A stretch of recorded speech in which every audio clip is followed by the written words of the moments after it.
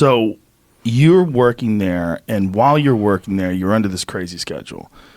Forgive me for explaining your story, but you would get these phone calls. You would have to go to the airport at 11 p.m., and your wife started thinking that you were having an affair. Yeah, apparently so.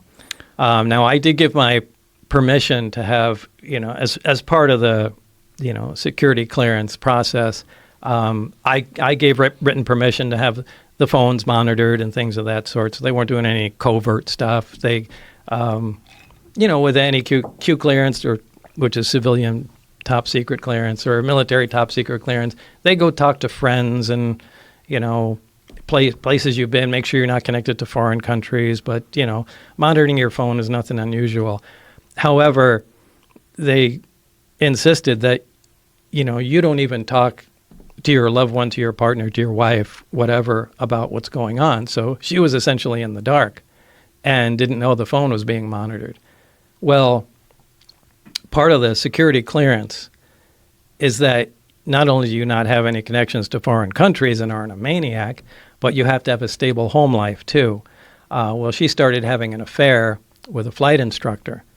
Now, they were monitoring this on the phone, and they knew it, and I didn't.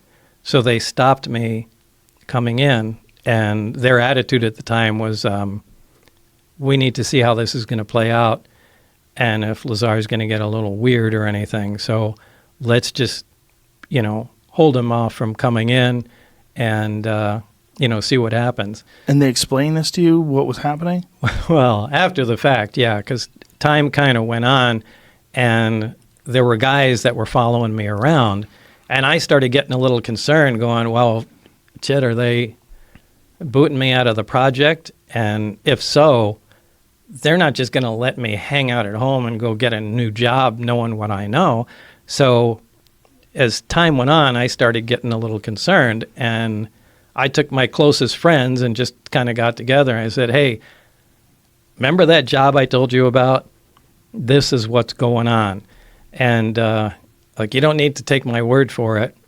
Wednesday night, we need to all go out here. I want to show you what's going on. So I took everybody, and we went out to, remember, since I had the test flight schedule, and went outside the base, out into the desert, and so everybody could see, one of the high-performance tests. And, it left quite an imprint on everybody, so they knew I wasn't. And there's videos crazy. Of these tests, right? Yeah, but remember, this is it's in the dark in the 80s with a big monster-sized camcorder, and you got, a bright light jumping around. But, we did video of it, but there's no, by today's standards, it's... But is your video specifically available, the video that you took? Yeah, well, George Knapp has it. Is it online? Do you know? I have no idea. Jeremy? Yeah, I show clips of it in my film. It's online, and someone did a deep analysis of it. It was interesting to take a look at how... Pull this microphone up to your face. Keep it about a fist from your face. All right. To see how his video looks now, but as far as video evidence, we are talking 80s camcorders. The most important thing is the human story here. Everybody that he took up there on 3 separate occasions, they don't all like each other. They don't all talk. They all agree on one thing.